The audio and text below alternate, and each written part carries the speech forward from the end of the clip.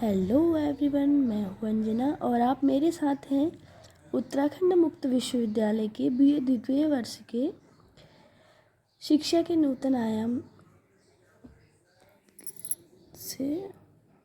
जैसा कि आपको विदित होगा कि हमने इकाई 5 तक पहले अध्ययन कर लिया था। चलिए आज हम पढ़ते हैं इकाई 6 के बारे में, जिसका नाम है मुक्त एवं दूरवर्ती शिक्षा।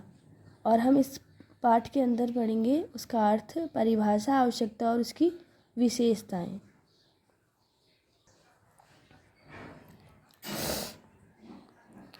जैसा कि आप सभी जानते हैं, जो परंपरागत शैक्षिक व्यवस्था है उसमें पहले क्या होता था, शिक्षक एवं शिक्षार्थी जो होते थे, यानी जो शिक्षक हैं और जो छात्र हैं, उनके मध्य में अंतर्क्रिया होती थी और उसमें एक पाठ्यक्रम होता था और शिक्षा के कुछ उद्देश्य होते थे जिसको प्राप्त करने के लिए वो कोशिश करते थे।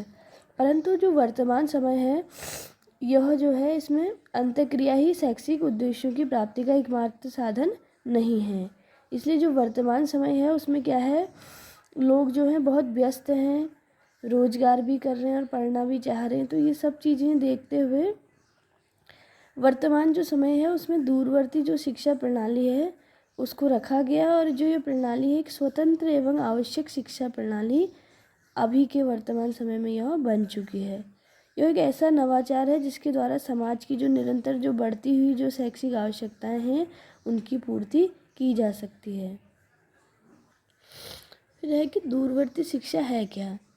जो दूरवर्ती शिक्षा एक गैर प्रचलित एवं अपरंपरागत नवाचारी उपागम है, क्योंकि इसके जो मापदंड है उपागम तथा प्रविधियाँ परंपरागत प्रणाली से क्या है, अलग हैं। इसमें जो है दूर रहकर भी विभिन्न संचार माध्यमों एवं मुद्रित सामग्रियों के प्रभावशाली संप्रेषण द्वारा शिक्षा प्रदान की जाती है। कक्षा में आमने सामने न बैठकर इसमें क्या है, दूर से शिक्षा ली जाती है, और कक्षा में आमने सामने बैठकर शिक्षा देने के स्थान पर मुद्रित सामग्रियों का प्रयोग किया जाता है। शिक्षा प्रणाली जो है ये इसमें भाषण और व्याख्यान नहीं दिया जाता, जबकि यह अनौपचारिक रूप में शिक्षण है और अनौपचारिक भाषा में तैयार की गई यह मुद्रित जो सामग्रियां हैं उनके द्वारा इसमें छात्रों को सीखने पर बल दिया जाता है। उनको कोई भी कठोर नियम और सीमाओं में नहीं बांधा जाता, बल्कि उन्हें ऐसा अवसर दिया जाता है कि वह अपनी क्षमता के अनुसार और सुविधा और परिस्थिति के अनुसार शिक्षा प्राप्त कर सकते हैं। फिर है दूरवर्ती शिक्षा की जो परिभाषा है। दूरवर्ती शिक्षा को परिभाषित करने के लिए अनेक विद्वानों ने प्रयास किया है और निरंतर किए जा रहे हैं। इसमें जो है होमबर्ग कहते हैं कि जो दूरस्थ शिक्षा है वह एक संगठित शैक्षिक कार्यक्रम के रूप में हमारे सामने प्रकट होती है। फिर डोडमे ने 1977 में दूरस्थ शिक्षा को परिभाषित करते हुए कहा कि दूरवर्ती शिक्षा या दूरस्थ शिक्षा वह है जिसमें स्व अध्ययन का एक विधिवत संगठित रूप सम्मिलित है। स्व अध्ययन के महत्व पर यह बल देती है। फिर देख सकते हैं आप, स्व अध्ययन और संचार माध्यम, इन दोनों की सहायता से हम दूरवर्ती शिक्षा को प्राप्त करते हैं।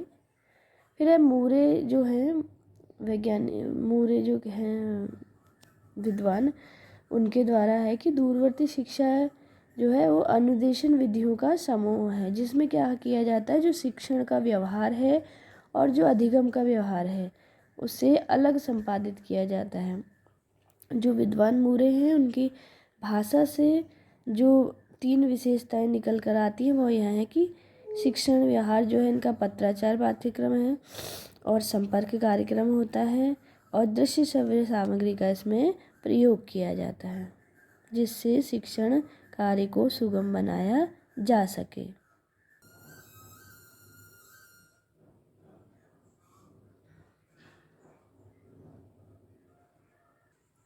फिर है जो दूरवर्ती शिक्षा उसके आधारभूत तत्व। अब देखिए, दूरवर्ती जो शिक्षा है उसकी संरचना एवं जो संगठन की दृष्टि से क्या है, यह एक विस्तृत एवं व्यापक शिक्षा प्रणाली है। इसकी जो आधारभूत तत्व है निम्न है। सबसे पहला इसमें मुद्रित सामग्री है, जिसके अंतर्गत हम किसको शामिल करते हैं, पुस्तकों को, पत्र पत्रिकाओं को, और मुद्रित सामग्री का निर्माण प्रायः विषय विशेषज्ञों द्वारा ही किया जाता है। हम जो अध्ययन सामग्री पढ़ रहे हैं वह भी मुद्रित सामग्री के अंतर्गत आती है। फिर है दृश्य श्रव्य सामग्री। इसमें क्या है, फिल्म, स्लाइड, चलचित्र तथा श्रव्य दृश्य, कैसेट आदि सम्मिलित किए जाते हैं। यह सामग्री जो है अप्रत्यक्ष शिक्षण का माध्यम है। फिर है रेडियो एवं दूरदर्शन। जो दूरवर्ती शिक्षा है उसमें जनसंचार का प्रमुख माध्यम रेडियो और दूरदर्शन भी है। इसका उपयोग अधिगम सामग्री संबंधी सहायता तथा छात्र सहायक सेवा के माध्यम के रूप में किया जाता है, जिनकी सहायता से शिक्षार्थी जो अर्थात छात्र घर पर बैठे ही विषय से संबंधित ज्ञान प्राप्त कर सकते हैं। फिर ये चित्र से आप समझ सकते हैं कि जो दूरवर्ती शिक्षा के जो आधारभूत तत्व थे ये 5 हैं। नंबर 1 मुद्रित सामग्री होगी, दूसरा श्रव्य दृश्य सामग्री होगी, तीसरा रेडियो एवं दूरदर्शन, चौथा कंप्यूटर आधारित शिक्षण अधिगम, फिर है 5वां अध्ययन समूह। फिर चौथे नंबर का हम देखते हैं कि कंप्यूटर आधारित शिक्षण अधिगम। यह एक क्या है, अधिगम का एक प्रभावशाली माध्यम है। इसमें क्या किया जाता है, कंप्यूटर द्वारा शिक्षार्थी को अध्ययन के से संबंधित सभी सूचनाओं की प्राप्ति की जाती है, जो अध्ययन का एक प्रबल माध्यम है। आवश्यकता पड़ने पर इसमें ईमेल के माध्यम से अपनी जिज्ञासा संबंधी प्रश्न छात्र पूछ सकता है। फिर है अध्ययन समूह।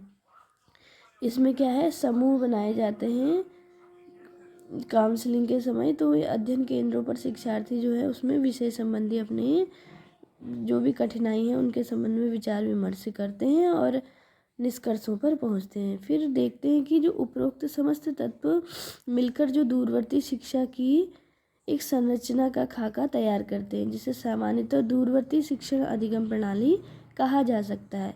इस कार्य प्रणाली का व्यावहारिक रूप मुक्त विश्वविद्यालयों के नाम से जाना जाता है। जैसे कि भारत में दूरवर्ती शिक्षा के प्रचार प्रसार के लिए राष्ट्रीय स्तर पर इंदिरा गांधी मुक्त विश्वविद्यालय की स्थापना 1985 में की गई, जो अपने 67 क्षेत्रीय केंद्रों तथा सैकड़ों अध्ययन केंद्रों के विशाल नेटवर्क के माध्यम से संपूर्ण देश में दूरवर्ती शिक्षा का प्रसार कर रहा है। फिर हम देखेंगे कि दूरवर्ती जो शिक्षा है उसकी विशेषता क्या है।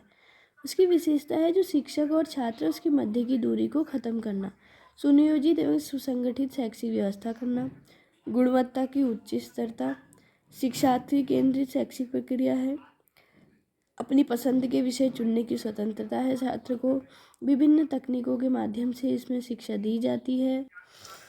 फिर यह उन व्यक्तियों के लिए भी अच्छा है जो किसी कारणवश परंपरागत शैक्षिक माध्यम से शिक्षा प्राप्त करने में असमर्थ रह गए थे। फिर इसमें पाठ्यक्रम को लचीला बनाया है। फिर इसमें जनसंख्या वर्ग को शैक्षिक सुविधाएं प्रदान की हैं जो कि भौगोलिक कारण अपर्याप्त शैक्षिक सुविधाओं के व्यावसायिक शर्तों के कारण पहले शिक्षा से वंचित रह गए। कम खर्च में यह शैक्षिक अवसर की उपलब्धता है, इसमें कम व्यय होता है। द्विमार्गीय संप्रेषण की इसमें व्यवस्था है। फिर यह दूरवर्ती शिक्षा का संप्रदाय एक लोकतांत्रिक विचार से युक्त है और यह शिक्षा जो है इसमें स्व अनुदेशात्मक सामग्री का प्रयोग किया जाता है। यह है कि जो दूरवर्ती शिक्षा है इसकी आवश्यकता हमें क्यों पड़ी।